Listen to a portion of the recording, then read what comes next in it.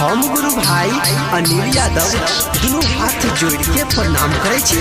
अहाँ सब हमर प्रणाम स्वीकार करब।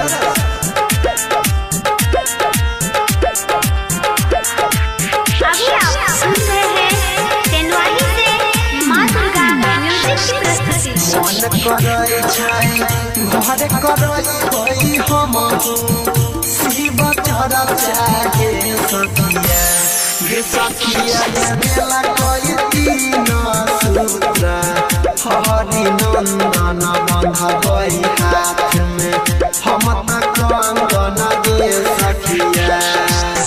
मन करे छै घर करई हम शिव चढ़ जागे सखिया गे सखिया मेला कोई तीन सूत्र हरि नंदन बंधबई हाथ में हम त कंगन गे सखिया।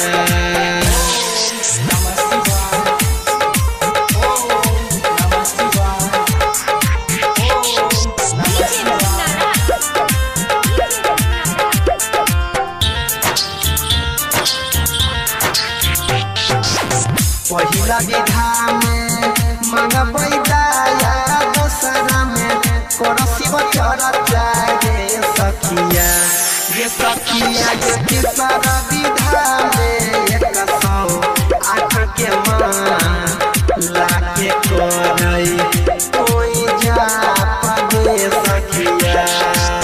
पहिला विधा में मांगबई दया दोसरा में कर शिव चढ़ जागे सखिया गे सखिया गे तेसरा विधा में 108 के माला के करई कोई जा पागे सखिया।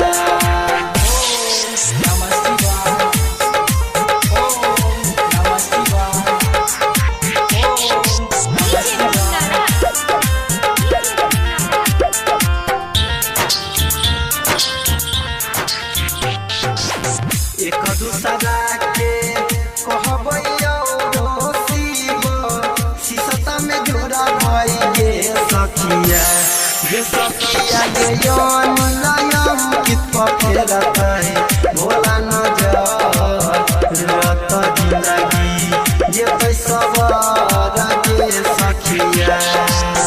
एक दूसरा के कहबई शिव शीशता में जोड़ा भई गे सखिया गे सखिया गे यौन